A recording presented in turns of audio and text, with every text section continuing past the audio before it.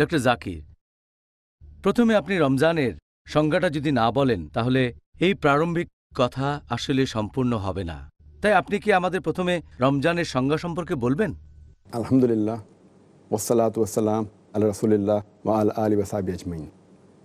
রমজানের মূল আরবি শব্দটা হচ্ছে রামিদা বা আররামদা, যার অর্থ তীব্র ঝলসানো, উত্তাপ আর শুষ্ক। রমজানের আরও একটা মূল আরবি শব্দ হচ্ছে রামাদা, যার অর্থ সূর্যের আলোয় তপ্ত বালি। ইসলামিক পরিভাষায় এই রমজান শব্দটা বোঝানো হয়েছে পাকস্থলীর ভেতরে পিপাসার কারণে তীব্র ঝলসানো উত্তাপ।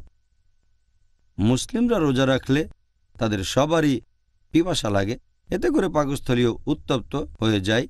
এটাই হলো রমজান। এছাড়াও রমজানের আরও একটা অর্থ আছে। অর্থটা হচ্ছে যে ভালো জিনিসগুলো এ সময় খারাপ জিনিসগুলোকে জ্বালিয়ে পুড়িয়ে দেয় মুসলিমদের। তাহলে রমজান হলো সেই মাস যে সময় ভালো কাজগুলো খারাপ কাজকে জ্বালিয়ে পুড়িয়ে দেয়, যেভাবে সূর্যের আলো মাটিকে জ্বালিয়ে দেয় একইভাবে। আর উত্তাপ, এটা দিয়ে যে কোনো বস্তুর আকার বা আকৃতি বদলে ফেলা যায়। একইভাবে রমজান মাস মানুষের আধ্যাত্মিক আর নৈতিক বিষয়গুলোর আকার আকৃতি একেবারে বদলে দেয়। এজন্যই এই মাসটাকে বলা হয় রমজান। দ্বিতীয় আরেকটা সংজ্ঞা জানতে চাইব, সেটা হলো সাওম অথবা রোজা। আমরা সাধারণত এটাকে রোজা বলেই ডেকে থাকি। আপনি কি এখন আমাদের বলবেন যে এই সাওম অথবা রোজা বলতে আসলে কি বোঝানো হয়? সাওম একটা আরবি শব্দ, এক বচন। সিয়াম হলো বহু বচন। সাওম বা সিয়াম এই শব্দটা এসেছে আরবি শব্দ সামাহ থেকে, যার অর্থ নিজেকে বিরত রাখা, সংযত রাখা সাধারণ জিনিস থেকে। হতে পারে সেটা খাওয়া, পান করা বা কথা বলা। আর যে ব্যক্তি সাওম পালন করে, এসব থেকে বিরত থাকে, সেই ব্যক্তিকে বলা হয়ে থাকে সায়েম।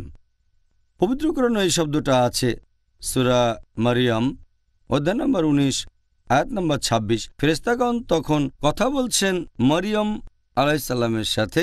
তিনি ছিলেন যীশু খ্রিস্ট আলাইহিস সালামের মা। সেখানে এই শব্দটা আছে। এই আয়াতটা পড়লে দেখবেন যে আমি আল্লাহর উদ্দেশ্যে সাওম রাখার মানত করেছি। তবে এখানে এই সাওম শব্দটা রোজা, এটা দিয়ে পানাহার থেকে বিরত থাকার কথা বলা হয়নি। এখানে অর্থ হলো কথা বলা থেকে বিরত থাকা। কারণ যদি প্রসঙ্গটা দেখেন, যদি এর আগের আয়াতটা দেখেন পবিত্র কোরআনে সূরা মারিয়াম অধ্যায় নম্বর 19 আয়াত নম্বর 25 বলা হয়েছে যে আল্লাহ সুবহানাহু ওয়া তাআলা মরিয়মকে বলছেন, আল্লাহ তাকে শান্তিতে রাখুন, যে খেজুর গাছের কাণ্ডে নাড়া দাও, তাহলে পাকা খেজুর মাটিতে পড়বে। এর পরের আয়াতে সূরা মারিয়াম অধ্যায় 19 আয়াত 26 বলছে, সেগুলো থেকে আহার করো, পান করো। এরপর বলা হয়েছে, তুমি যদি তখন কোনো মানুষকে দেখো, তাদের বলো, আমি আল্লাহর উদ্দেশ্যে সাওম পালন করছি, আজ আমি কোনো মানুষের সাথে কথা বলবো না। তাহলে যেহেতু এখানে কথা না বলা বোঝাতে সাওম শব্দটা ব্যবহার করা হয়েছে, এর মানে কথা বলা থেকে বিরত থাকা। তবে ইসলামিক পরিভাষায় এই সাওম শব্দটা ইসলামিক শরিয়া অনুযায়ী এর মানে যে ব্যক্তি ইবাদতের কাজে নিবেদিত থাকে আর নিয়ত করে সে এটা করে আল্লাহর খাতিরে, আর সেই ব্যক্তি তখন নিজেকে বিরত রাখে খাওয়া দাওয়া, পান করা ইত্যাদি থেকে। এ সময় সে বিরত থাকে সহবাস থেকেও, এমনকি বীর্যস্খলন থেকেও বিরত থাকে। এক কথায় সাওম শব্দের ইসলামিক পরিভাষায় মানে হচ্ছে যে ব্যক্তি রোজা ভাঙার কারণ থেকে বিরত থাকে।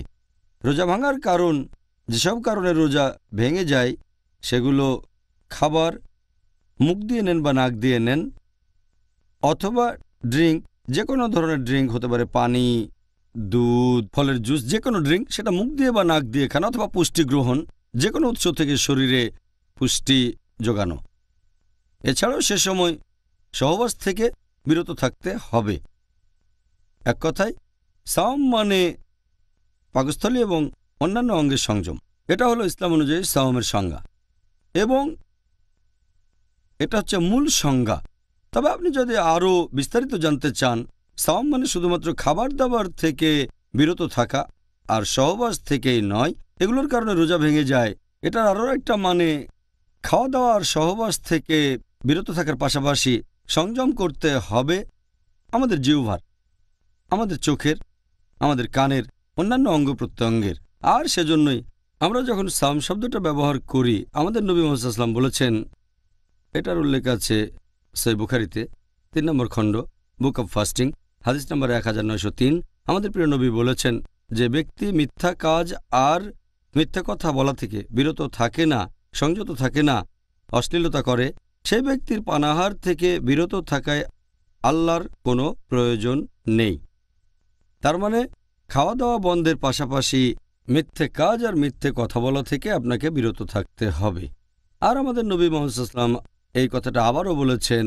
আমাদের প্রিয় নবী মুহাম্মদ সাল্লাল্লাহু আলাইহি ওয়াসাল্লামের হাদিস, একটা সহিহ হাদিস আছে সহিহ তাগরিবে, খণ্ড নম্বর 1, হাদিস নম্বর 1068। নবী সাল্লাল্লাহু আলাইহি ওয়াসাল্লাম বলেছেন যে কোনো ব্যক্তি রোজা রাখার সময় পানাহার থেকে বিরত থাকবে, পাশাপাশি বিরত থাকবে মিথ্যা কথা বলা থেকে, অশ্লীল কথা থেকে। যদি কেউ তার উপর রেগেও যায়, তার সাথে তর্ক করে অথবা ঝগড়াঝাটি করে, সে তখন বলবে আমি রোজা আছি, আমি রোজা আছি। তাহলে আমরা বুঝতে পারছি যখন কেউ রোজা রাখবে তখন সে 3টা কাজ থেকে নিজেকে বিরত রাখবে। 1 নম্বর হচ্ছে পাকস্থলী আর অন্যান্য অঙ্গ প্রত্যঙ্গ। রোজা ভাঙার মতো কাজ থেকে বিরত থাকবে, যেমন খাবার দাবার, পানীয় আর সহবাস। দ্বিতীয়টা অন্যান্য অঙ্গ প্রত্যঙ্গ, জিহ্বা, চোখ, কান, হাত পা, এগুলোর সংযম করতে হবে। জিহ্বার সংযম মানে পেছন থেকে কারো নিন্দা করবে না, কারণ আমি কুৎসা রটাবে না, মিথ্যে কথা বলবে না, অহেতুক গল্পগুজব করবে না, কারণ আমি মিথ্যে কথা রটাবে না, অশ্লীলতা থেকে বিরত থাকবে। এরপর চোখের সংযম মানে সে এমন জিনিসের দিকে তাকাবে না যেগুলোর অনুমতি নেই, যেমন কোনো মহিলাকে দেখলে মাথা নিচু করে নেবে। রোজা রেখে অনইসলামিক সিনেমা দেখবে না, অনইসলামিক ম্যাগাজিন পড়বে না। তারপর কানে সংযম মানে এমন কিছু শোনা থেকে বিরত থাকবে যেগুলো হারাম, যেগুলো নিষিদ্ধ, যেমন মিউজিক শোনা থেকে বিরত থাকা, অনইসলামিক গান বাজনা শোনা থেকে বিরত থাকা। এভাবে শরীরের অন্যান্য অঙ্গ প্রত্যঙ্গ রোজা থাকবে। তৃতীয়টা হচ্ছে রোজা থাকা অবস্থায় মনের সংযম, এমন কাজ থেকে বিরত থাকবে যেগুলো আল্লাহর ইবাদত থেকে দূরে নিয়ে যাবে আপনাকে, ইসলাম থেকে দূরে। এই হলো সাওম শব্দের সামগ্রিকভাবে অর্থটা। সুবহানাল্লাহ, আমি যা ভেবেছিলাম এটা তার চাইতেও আরও অনেক বিস্তারিত। ধন্যবাদ ডক্টর জাকির। রমজান মাস বাদে আর কোনো বাধ্যতামূলক রোজা কি আছে যেটা আমাদের মুসলিমদের অবশ্যই পালন করা উচিত? রোজাকে প্রধানত 2 ভাগে ভাগ করা যায়। একটা হলো ফরজ রোজা, যেটা আবশ্যিক, আরেকটা ঐচ্ছিক রোজা, ইচ্ছে করলে করতে পারেন, এটা আবশ্যিক না। এই রোজা নিয়ে আমরা 31তম পর্বে আলোচনা করব। এখন আবশ্যিক রোজার কথা যদি বলতে হয়, এটাকে আবার 4 ভাগে ভাগ করা যায়। প্রথমটা নিয়ে আলোচনা করেছি, রমজান মাসে আমরা যে আবশ্যিক রোজা রাখি। দ্বিতীয়টা হচ্ছে কোনো লোক যদি রমজান মাসে রোজা রাখতে না পারে যে কোনো কারণে, সেই রোজাগুলো পরে রাখতে হবে, এটাকে বলা হয় কাজা রোজা রাখা। তৃতীয়টা হচ্ছে গুনাহ বা পাপ থেকে ক্ষমা পাওয়ার উদ্দেশ্যে রোজা রাখা, যে আমি একটা গুনাহ করেছি, এখন তার কাফারা হিসেবে কয়েকদিন রোজা থাকব। চতুর্থ হচ্ছে আপনি যদি রোজা রাখা মানত করে থাকেন। এই হলো ফরজ রোজার 4টা আলাদা ক্যাটাগরি আবশ্যিক রোজা। জাযাকাল্লাহ খায়ের। ডক্টর জাকির, এবারের প্রশ্নটাও খুব গুরুত্বপূর্ণ। রমজান এই মাসে রোজা রাখা প্রসঙ্গে দুর্ভাগ্যজনকভাবে অনেক মুসলিম ভাই ও বোন রমজান মাসে এই বাধ্যতামূলক রোজা রাখাটা পালন করে না। আপনি কি তাদের উদ্দেশ্যে এই ব্যাপারে কোনো উপদেশ দেবেন পবিত্র কোরআন এবং নবীর সুন্নাহ থেকে, যেগুলো থেকে প্রমাণ করা যায় যে এই রমজান মাসে রোজা রাখা প্রত্যেক মুসলিমদের জন্যই বাধ্যতামূলক? পবিত্র কোরআনে অনেক আয়াত আছে, এছাড়া অনেক হাদিসও আছে, সেখানে স্পষ্ট করে বলা হয়েছে যে এটা ফরজ। রমজান মাসে রোজা রাখা প্রত্যেক মুসলিমের জন্য ফরজ, অবশ্যই পালন করতে হবে। এ ব্যাপারে ইনশাল্লাহ আগামীকাল বিস্তারিত আলোচনা করব। আল্লাহ সুবহানাহু ওয়া তাআলা পবিত্র কোরআনে বলেছেন, সূরা বাকারা অধ্যায় নম্বর 2 আয়াত 183, ইয়া আইয়ুহাল্লাযিনা আমানু হে মুমিনগণ, কুতিবা আলাইকুমুস সিয়াম কামা কুতিবা আলাল্লাযিনা মিন ক্বাবলিকুম লাআল্লাকুম তাত্তাকুন।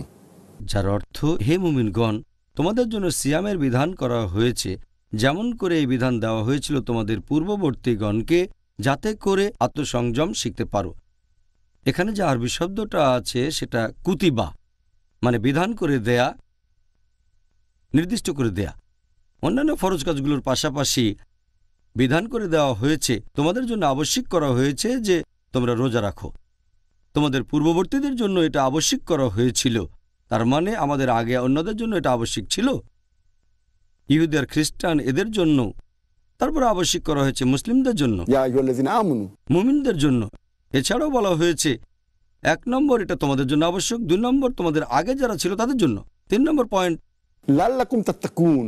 তোমরা যাতে শিখতে পারো আত্মসংযম। এই আরবি শব্দ তাত্তাকুন এর মূল শব্দটা ওয়াকাহ। তাকওয়া শব্দটা ওয়াকা থেকে এসেছে, যার মানে হচ্ছে আপনি আল্লাহ তাআলার শাস্তিকে ভয় পাবেন। এক কথায় তাকওয়া শব্দের অর্থ হচ্ছে আল্লাহ সুবহানাহু ওয়া তাআলাকে মেনে চলা, ধার্মিকতা আর ন্যায়নিষ্ঠতা। এখানে আল্লাহ বলেছেন তোমাদের জন্য রোজার বিধান দেওয়া হয়েছে যাতে করে তোমরা শিখতে পারো আত্মসংযম, যাতে শিখতে পারো তাকওয়া, যাতে তাকওয়া বৃদ্ধি করতে পারো আল্লাহকে মেনে চলায়, ন্যায়নিষ্ঠতায়, ধার্মিকতায়। আর যখন কেউ রোজা রাখে তখন যেটা হয়, সে ক্ষুধার্ত থাকে। দেখবেন যখন কেউ ভরপেটে থাকে সেটাই তাকে এনার্জি দেয়। অনেক সময় সে এই এনার্জি থেকেই নিষিদ্ধ কাজ করে, যেটা আসলে ঠিক না। যখন রোজা রাখবেন তখন খারাপ কাজ করার প্রবণতাটা কমে যাবে আর তাকওয়া ব্যারোমিটার উপরে উঠে যাবে। সেজন্য রোজা পালন করলে আপনি মুত্তাকি হতে পারবেন, তাকওয়া বৃদ্ধি করতে পারবেন। এছাড়াও পবিত্র কোরআনে বলা হয়েছে, সূরা বাকারা অধ্যায় নম্বর 2 আয়াত 185, আল্লাহ বলেছেন, শাহরু রমজান আল্লাযী উনজিলা ফীহিল কুরআন হুদাল লিন-নাস। অর্থাৎ রমজান হলো সেই মাস যে মাসে পবিত্র কোরআন নাজিল হয়েছে মানুষজাতির পথনির্দেশক হিসেবে, ওয়া বাইয়িনাতিন মিনাল হুদা ওয়াল ফুরকান, সৎপথের স্পষ্ট নিদর্শন রূপে এবং সত্য ও মিথ্যার পার্থক্যকারী রূপে। এরপরে আল্লাহ বলেছেন, যে সব মানুষ এই মাসটা পাবে তারা রোজা রাখবে। তার মানে এটা ফরজ। আপনি মুসলিম, যদি রমজান মাস আসে আপনি রোজা রাখবেন। কিছু ব্যতিক্রম আছে, যদি অসুস্থ থাকেন, যদি ভ্রমণ করেন তাহলে অন্য সময় রাখতে পারেন, ইত্যাদি ইত্যাদি। এখন এই আয়াতটা বলছে রমজান মাসে রোজা রাখাটা প্রত্যেক মুসলিমের জন্য ফরজ। কিছু ব্যতিক্রম আছে। এছাড়াও অনেকগুলো সহিহ হাদিস আছে যেগুলো বলছে রমজান মাসে রোজা রাখা মুসলিমদের জন্য ফরজ। আমি একটা হাদিসের উদাহরণ দিচ্ছি। আমাদের প্রিয় নবী সাল্লাল্লাহু আলাইহি ওয়াসাল্লাম বলেছেন, এটা আছে সহিহ বুখারী খণ্ড নম্বর 1 বুক অব ঈমান হাদিস নম্বর 8। আমাদের নবী বলেছেন, ঈমানের ভিত্তি হলো 5টা স্তম্ভ। প্রথমটা হলো লা ইলাহা ইল্লাল্লাহ মুহাম্মাদুর রাসূলুল্লাহ, আল্লাহ ছাড়া কোনো উপাস্য নেই আর নবী মুহাম্মদ সাল্লাল্লাহু আলাইহি ওয়াসাল্লাম আল্লাহর প্রেরিত রাসূল। দ্বিতীয়টা হচ্ছে সালাত কায়েম করা, নামাজ আদায় করা।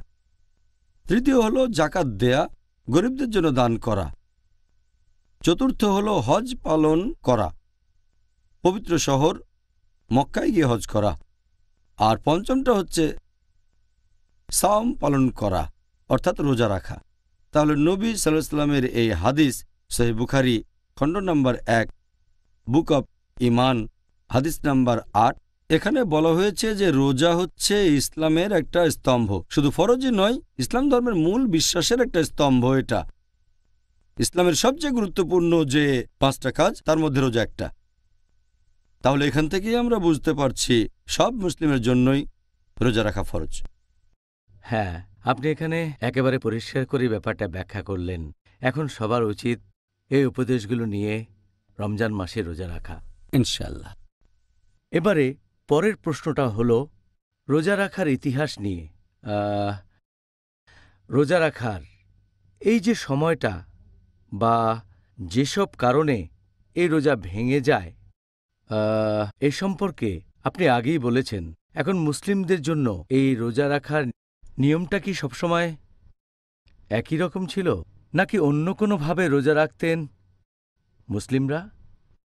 মুসলিমদের কথা যদি বলতে হয়, প্রথম যখন পবিত্র কোরআনে রোজার কথা বলা হয়, সূরা বাকারা অধ্যায় 2 আয়াত 183, এটা আমি আগেও বলেছি যে রোজা রাখা ফরজ। সে সময় মুসলিমরা প্রত্যেক মাসে 3 দিন রোজা রাখত। পরবর্তীতে যখন আরেকটা আয়াত নাজিল হলো সূরা বাকারা অধ্যায় 2 আয়াত 185, এটার কথা আগেও বলেছি আমি, যে এই পবিত্র রমজান মাসে কোরআন নাজিল হয়েছে মানুষ জাতির পথনির্দেশক হিসেবে, সৎপথের নিদর্শন হিসেবে, আর সত্য মিথ্যার পার্থক্যকারী রূপে।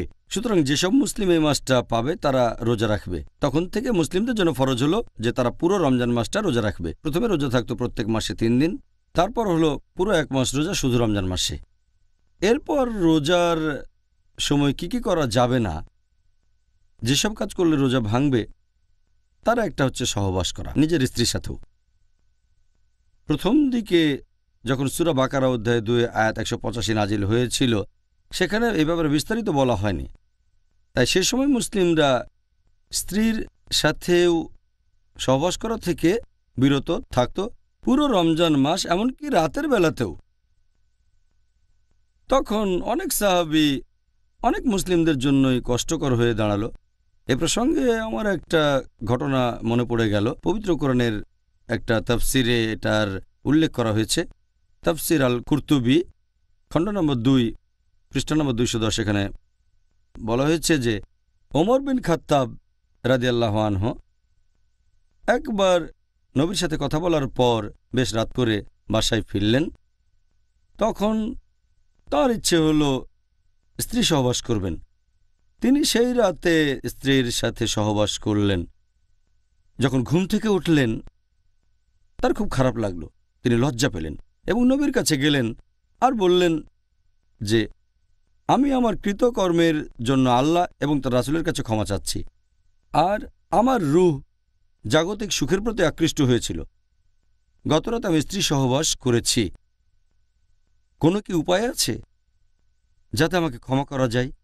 আমি কি কোনোভাবে মাপ পেতে পারি? নবী তখন বললেন, তুমি কি সত্যি এ কাজটা করেছ? তিনি বললেন, হ্যাঁ নবী। নবী কথা বললেন না। হযরত ওমর রাদিয়াল্লাহু আনহু যখন এটা করেছিলেন তখন নিষিদ্ধ ছিল।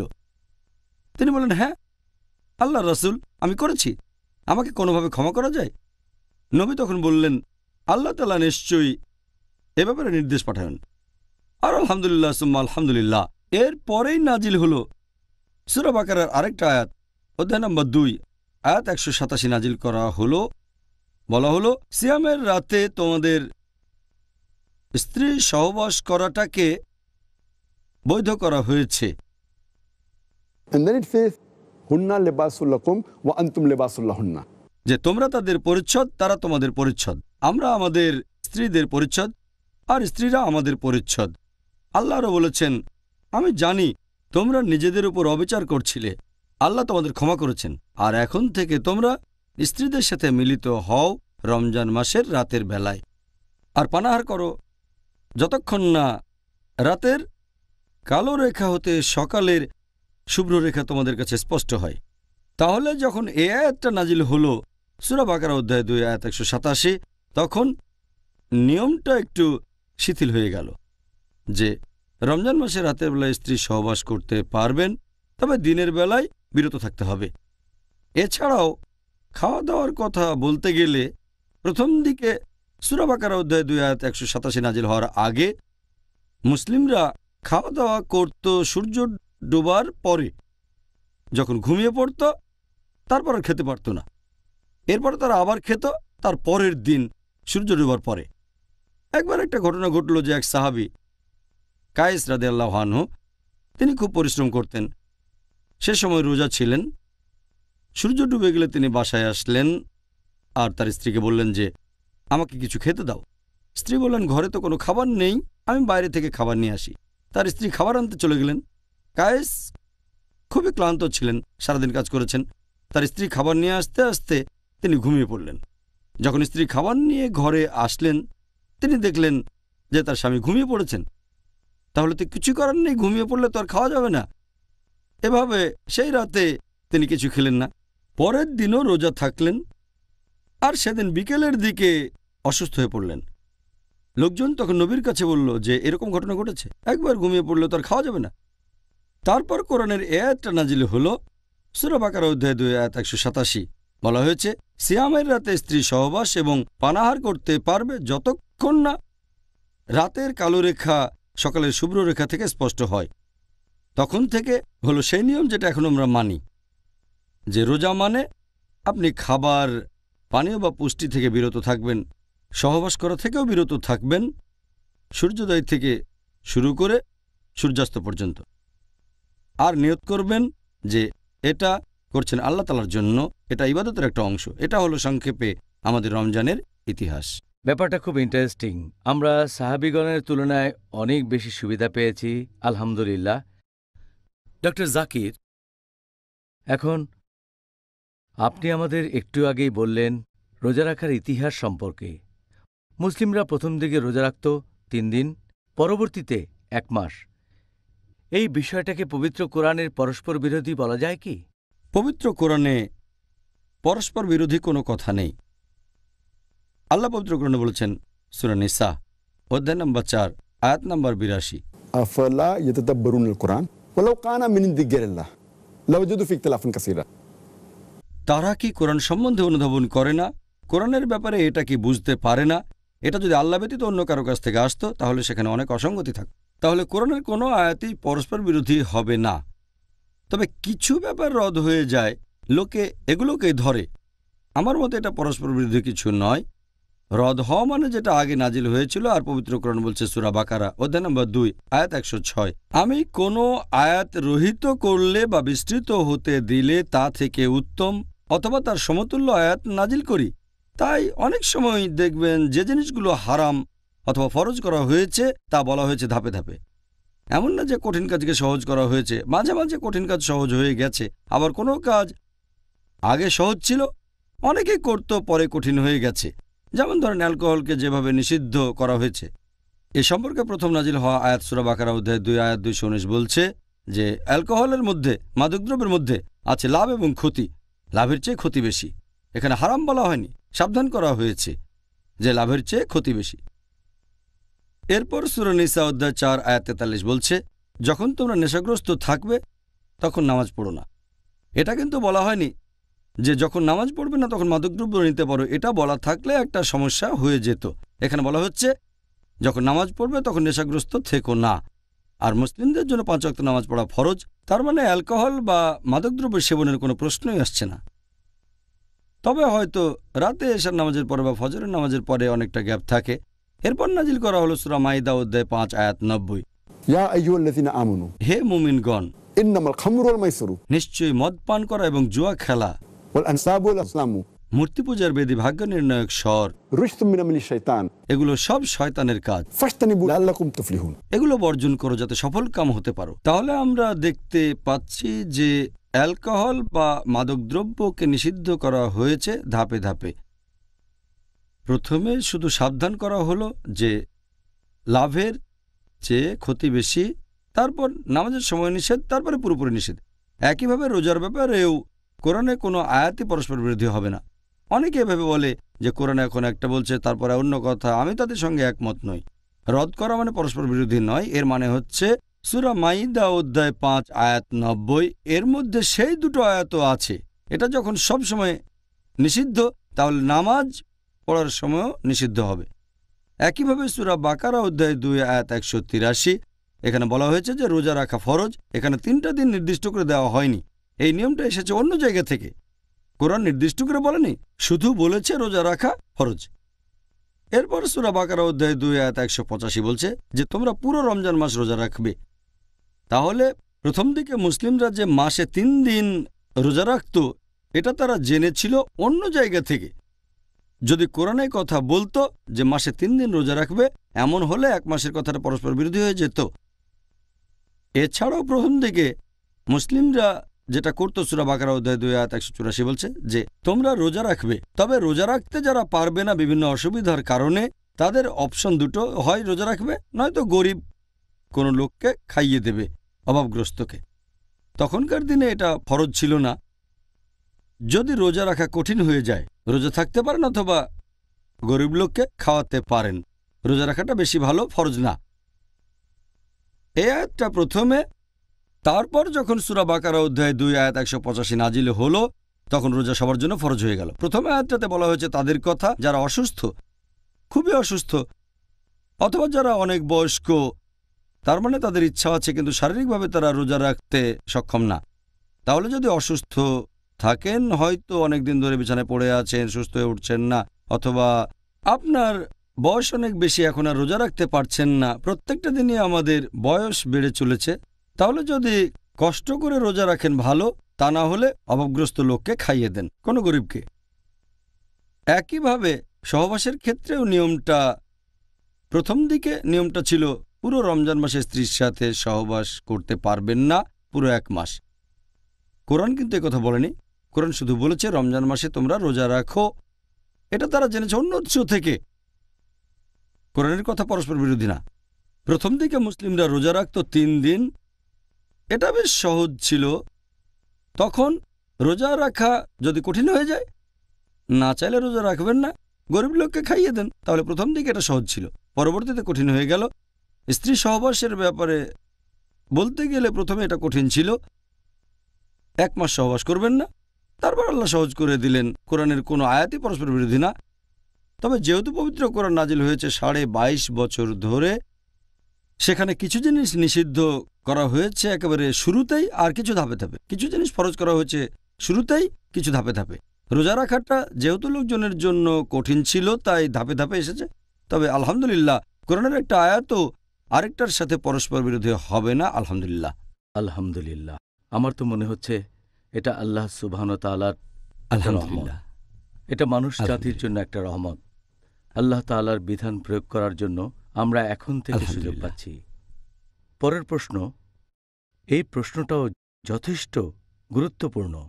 যখন আমরা রোজা রাখি, এটার মানে কি আমরা শুধু খাবার দাবার, পানীয়, সহবাস এরকম বিভিন্ন কাজ থেকে নিজেদেরকে বিরত রাখব?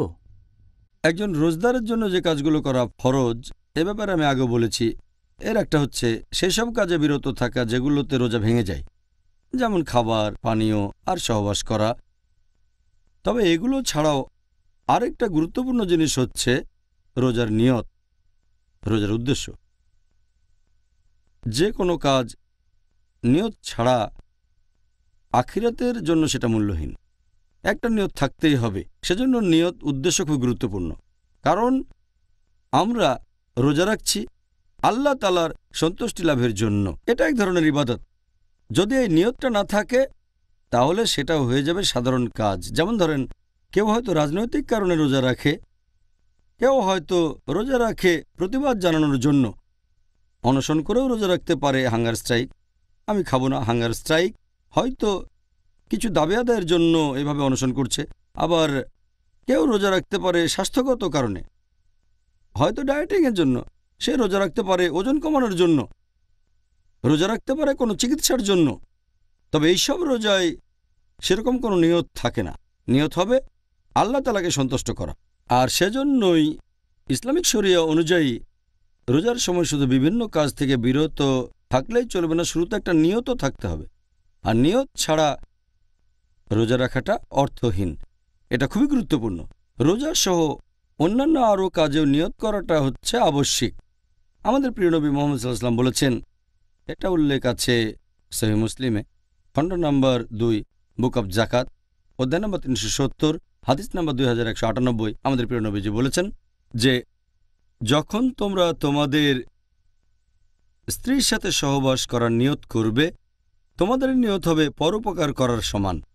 সাহাবেগণ বললেন, স্ত্রীর সাথে সহবাস করা পরোপকার কিভাবে হে আল্লাহর রাসূল? নবী বললেন, তোমরা যদি এমন কারোর সাথে সহবাস করো যে তোমার স্ত্রী নয়, যে কাজটা করা বেআইনি, সেটা তো পাপ, তাই না? তারা বললেন, ইয়া রাসূলুল্লাহ, হ্যাঁ এটা পাপ।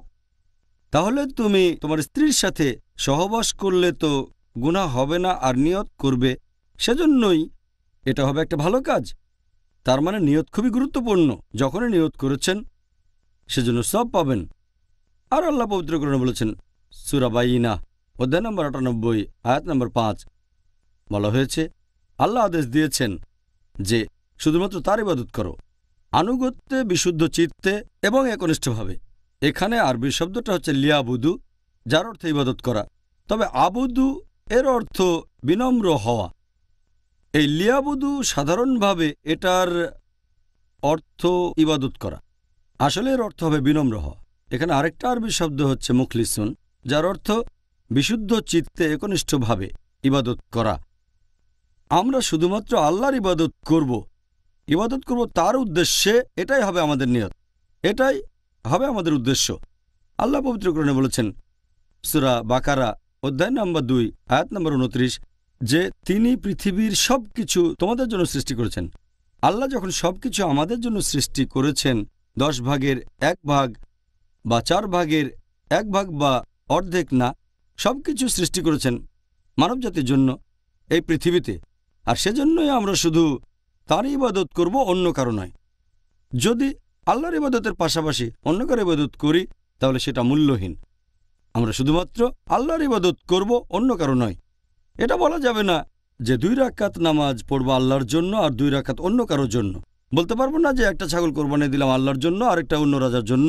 আমাদের সব ইবাদত হবে শুধুমাত্র আল্লাহ তাআলার উদ্দেশ্যে, অন্য কারো নয়।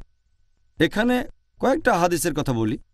প্রথম হাদিসটা আছে সহিহ বুখারীতে, যে ওমর রাদিয়াল্লাহু আনহু তিনি বলেছেন যে আমাদের প্রিয় নবী মুহাম্মদ সাল্লাল্লাহু আলাইহি ওয়াসাল্লাম বলেছেন, ইন্নামাল আমালা বিন্নিয়া, তোমাদের কাজের ভিত্তি হচ্ছে নিয়ত, তোমাদের কাজের বিচার করা হবে নিয়ত দিয়ে। আর যদি কেউ আল্লাহ এবং তার রাসূলের উদ্দেশ্যে হিজরত করে, সে হিজরত করেছে আল্লাহ এবং তার রাসূলের জন্য। কিন্তু যদি কেউ হিজরত করে পৃথিবীর ধন সম্পদের উদ্দেশ্যে অথবা বিয়ের উদ্দেশ্যে, সে হিজরত করেছে সম্পদ আর বিয়ের জন্য। নিয়ত খুবই গুরুত্বপূর্ণ, যে কাজটা কেন করছেন, হিজরত কেন করছেন, জিহাদ কেন করছেন। তাহলে নিয়ত খুবই গুরুত্বপূর্ণ যে কোনো ধরনের ইবাদতেই। এর মধ্যে সাওমও আছে, মানে রোজা। জাযাকাল্লাহ খায়ের। ডক্টর জাকির, এবারে নিয়ত নিয়ে আমাদের আরও প্রশ্ন এই বিষয়টাতেই আছে। কেউ যদি রোজা রেখে তাকে কি এজন্য সবসময় আগে নিয়ত করতে হবে? আর দ্বিতীয়ত, নিয়ত করার সময়টা আপনি কি এই ব্যাপারে কিছু বলবেন? নিয়তের কথা যদি বলতে হয়, এটা আগেও বলেছি যে নিয়ত করাটা ফরজ। নবী মুহাম্মদ সাল্লাল্লাহু আলাইহি ওয়াসাল্লাম বলেছেন, এটার উল্লেখ আছে সুনান আন-নিসাইতে বুক অব ফাস্টিং হাদিস নাম্বার 2331। আমাদের প্রিয় নবী বলেছেন, সেই লোকের রোজা কবুল হবে না যদি সে আগের রাতে কোনো নিয়ত না করে। তার মানে সবার জন্য যেটা ফরজ রোজা রাখা, এখানে বলা হয়েছে যে আগের রাতে নিয়ত করাটা হচ্ছে ফরজ। সেটা আগের রাতের যে কোনো অংশে করতে পারেন। আপনি ফজরের ওয়াক্তের ঠিক আগেও নিয়ত করতে পারেন, তাতে কোনো সমস্যা নেই। নিয়ত আপনি রাতের যে কোনো সময় করতে পারেন। একজন লোক রমজান মাসের শুরুতে নিয়ত করতে পারে, এই নিয়তটা সারা মাস বজায় থাকবে। যদি না সে রোজা ভাঙে অসুস্থতা বা ভ্রমণের কারণে, তখন আবার নিয়ত করতে হবে। তবে মাত্র একবার নিয়ত করলেও চলে। অনেক মানুষের মধ্যে এরকম ভুল ধারণা আছে যে শব্দ করে নিয়ত করাটা আবশ্যিক। এটা আসলে ঠিক না। মুখে শব্দ করে বলতে হবে না যে রোজা রাখার নিয়ত করছি, কারণ আমি এই নিয়ত করেছি মন থেকে। যেমন ধরেন, আমি রোজা রাখার জন্য ঘুম থেকে উঠলাম, ফজরের নামাজের অনেক আগে সাহরি করব। তারপর আমার ছেলে যখন সাহরি করার জন্য ঘুম থেকে উঠল শেষ রাতে, সে আমাকে জিজ্ঞেস করলো যে তুমি ঘুম থেকে উঠেছো কেন? আমি বললাম আমরা রোজা রাখবো তাই। সেও তখন বুঝতে পারলো আমার নিয়ত আছে, বলার দরকার নেই যে আমি রোজা রাখছি।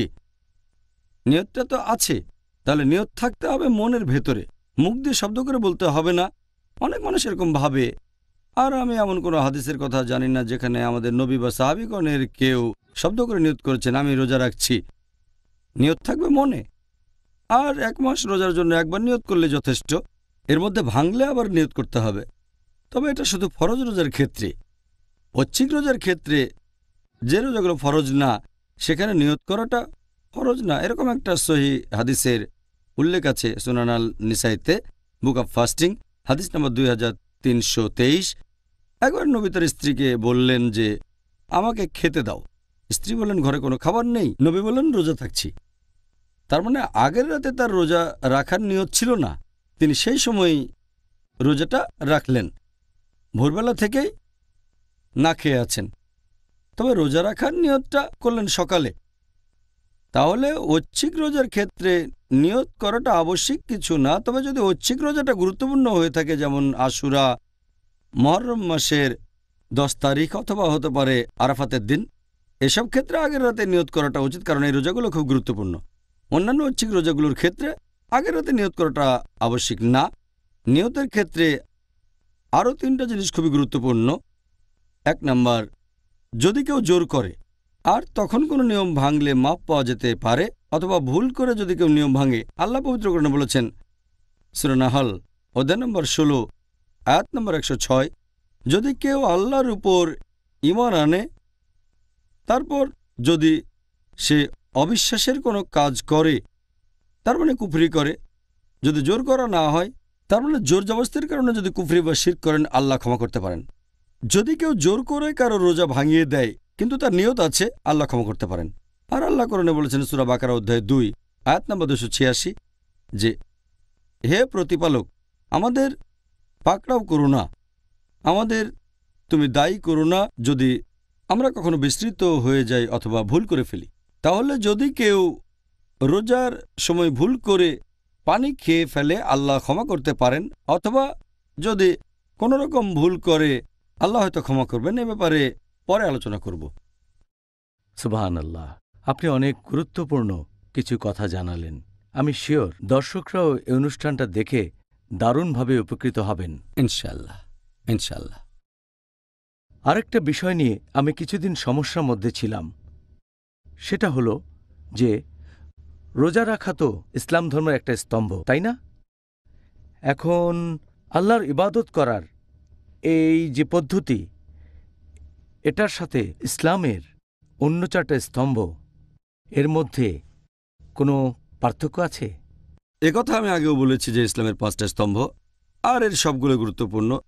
তবে অন্যান্য স্তম্ভগুলোর সাথে এই সাওম অথবা রোজার যে পার্থক্য আছে তা হচ্ছে যে ইসলামের অন্যান্য স্তম্ভগুলো, হোক সেটা নামাজ অথবা জাকাত অথবা ধরেন হজ, এই কাজগুলো মানুষকে দেখানোর জন্য করা যেতে পারে। লোক দেখানো কাজগুলো করতে পারে অন্যকে দেখানোর জন্য, যে আমি সবাইকে দেখাতে চাই আমি খুব ধার্মিক। নামাজ পড়লাম লোকজনকে দেখানোর জন্য, আর হজ করতে গেলাম এটাও মানুষকে দেখানোর জন্য, এটা হতে পারে। জাকাত দিলাম যাতে লোকজন মনে করে যে আমি খুব পরোপকারী। তবে এভাবে রোজা রাখাটা সম্ভব না, এটা লোকজনকে সেভাবে দেখানো যায় না। কারণ একজন মানুষ রোজা রাখতে পারে আর সবার চোখের আড়ালে খাবারও খেতে পারে, পানিও খেতে পারে। তবে যে সতী রোজা রাখে আর এই সব কাজ থেকে নিজেকে বিরত রাখে, সেটা করে শুধু আল্লাহর জন্য, অন্য কারোর জন্য নয়। এটাই হচ্ছে রোজার সাথে ইসলামের অন্যান্য স্তম্ভের পার্থক্য। আর আমাদের নবী মুহাম্মদ সাল্লাল্লাহু আলাইহি ওয়াসাল্লাম বলেছেন, এটার উল্লেখ আছে সহিহ বুখারীতে খণ্ড নম্বর 3 বুক অব ফাস্টিং হাদিস নম্বর 1904। আমাদের প্রিয় নবী মুহাম্মদ সাল্লাল্লাহু আলাইহি ওয়াসাল্লাম বলেছেন যে আল্লাহ বলেছেন, আদম সন্তানেরা পৃথিবীতে যে সমস্ত কাজ করে সেগুলো শুধুমাত্র তাদের জন্য, তারা নিজের জন্য করে, কিন্তু রোজা রাখে আমার জন্য, আর আমি তাকে পুরস্কার দেব। এবং রোজা হচ্ছে ঢাল স্বরূপ।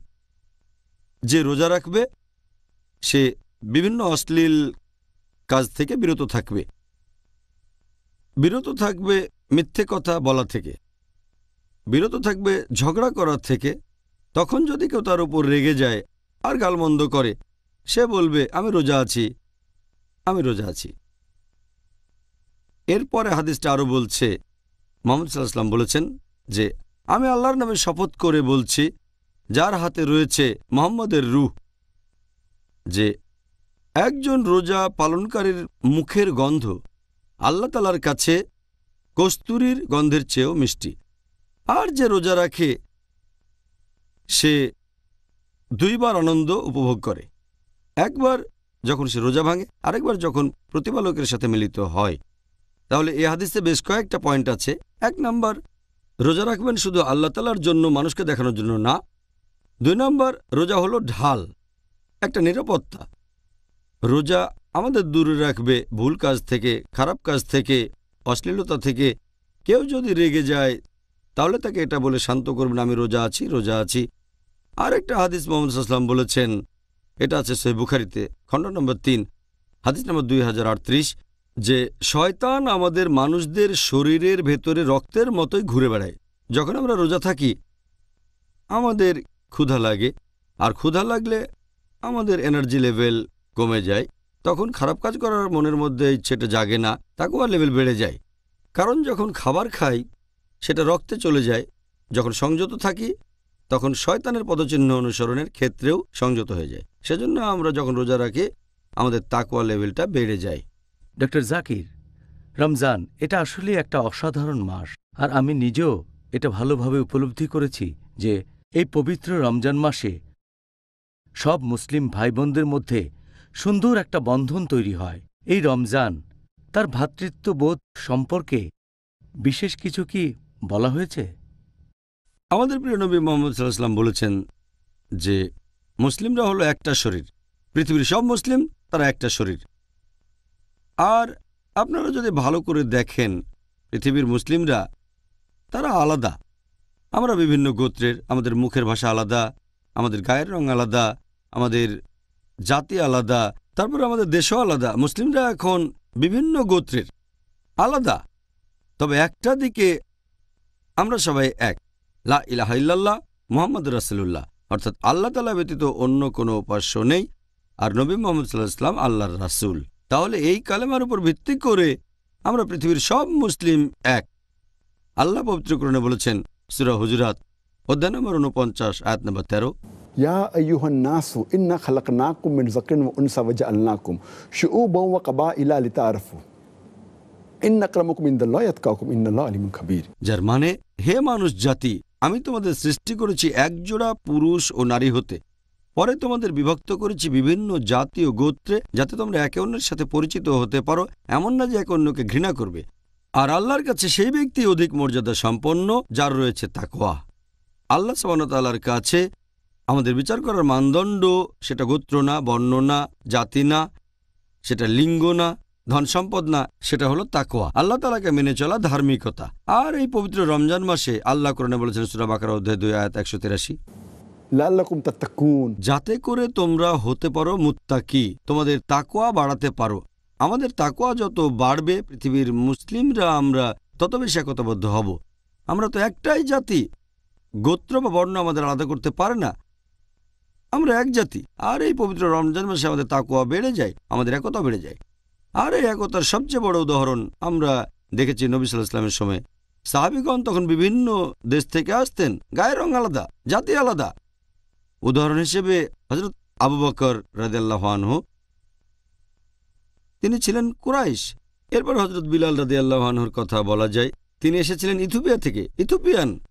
তারপর হযরত শুআইব রাদিয়াল্লাহু আনহু, তিনি ছিলেন রোমান। তারপর আরেকজন সাহাবী সালমান ফার্সি রাদিয়াল্লাহু আনহু ছিলেন পারস্য দেশের। তাহলে তারা ছিলেন বিভিন্ন দেশের আলাদা জাতি, গায়ের রং আলাদা। আমরা যদি ইসলামের ইতিহাস ভালো করে দেখি দেখবেন সেখানেও একই। উদাহরণ হিসেবে ইমাম বুখারী, তিনি খুব বিখ্যাত বিশেষজ্ঞ, এসেছিলেন বুখারা থেকে, তিনি আরব নন। এরপর মোহাম্মদ দিকানকারার, তিনি ছিলেন তুরস্কের লোক। এরপর আরও আছেন সালাদিন আইয়ুবী, তিনি ছিলেন কুর্দি। আরও বলা যায় আল্লামা ইকবাল এসেছেন ভারত থেকে। তাহলে আমরা দেখতে পাচ্ছি যে মুসলিমরা পৃথিবীর যে কোনো প্রান্তের হতে পারে। আর এই একতা রমজানে আমরা বেশি করে পালন করে থাকি, কারণ এই সময় আমাদের তাকওয়া লেভেল বৃদ্ধি পায়। আমাদের নবী মুহাম্মদ সাল্লাল্লাহু আলাইহি সাল্লাম বলেছেন, এটা আছে সহিহ বুখারীতে, খণ্ড নম্বর 1 হাদিস নম্বর 468, নবী মুহাম্মদ সাল্লাল্লাহু আলাইহি সাল্লাম বলেছেন, একজন বিশ্বাসী মুসলিম, একজন মুমিন আরেকজন মুসলিমের কাছে দেয়ালে বসানো ইটের মতো, এই কথা বলে এইভাবে হাত চাপ।